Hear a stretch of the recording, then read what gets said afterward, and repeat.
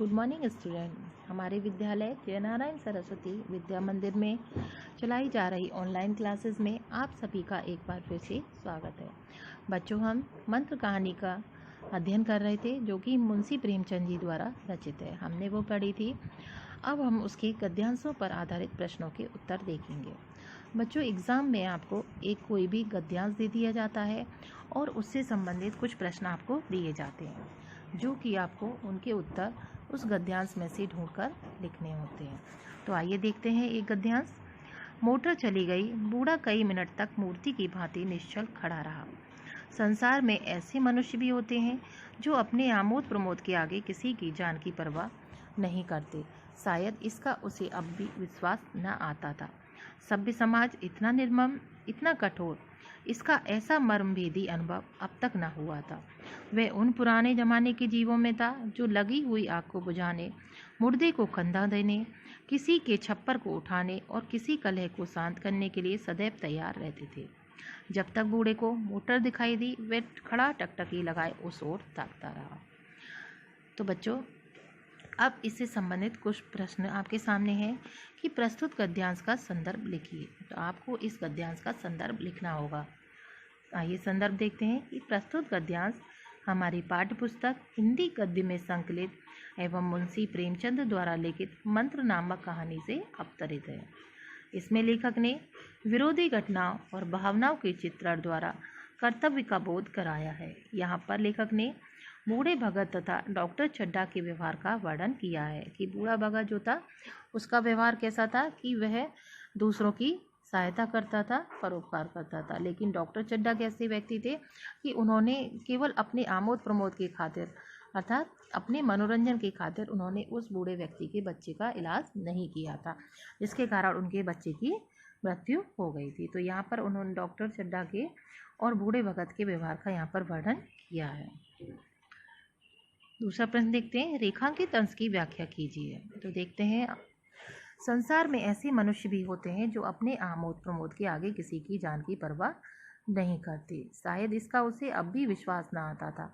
सभ्य समाज इतना निर्मम, इतना कठोर है, इसका ऐसा मर्मभेदी अनुभव अब तक न हुआ था।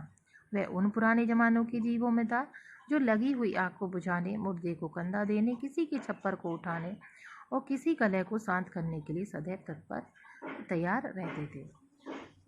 तो बच्चों, ये उस समय का वर्णन है यहाँ पर कि जब बूढ़ा भगत अपने बीमार बेटे को दिखाने डॉक्टर चड्ढा के पास आया, परंतु डॉक्टर चड्ढा ने उसकी प्रार्थना पर कोई भी ध्यान नहीं दिया और वह मोटर में सवार होकर खेलने के लिए चले गए।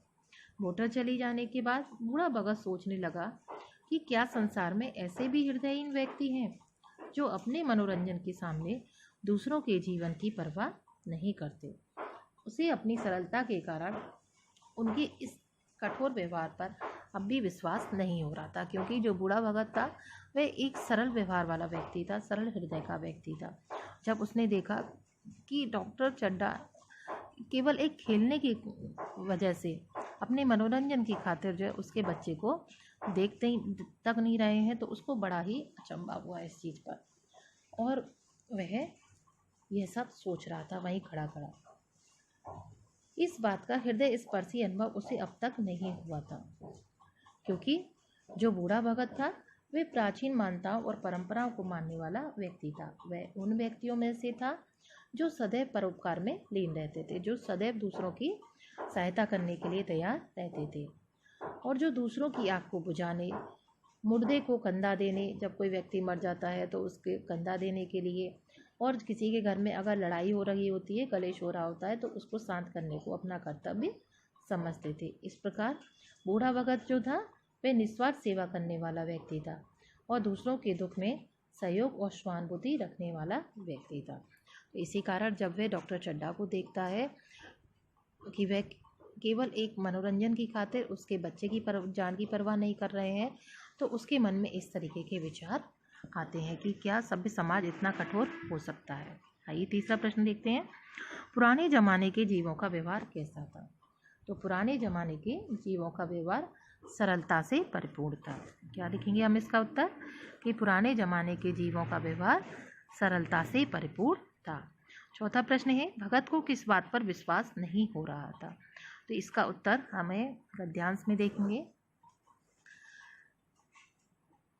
संसार में ऐसे मनुष्य भी होते हैं जो अपने आमोद प्रमोद के आगे किसी की जान की परवाह नहीं करते।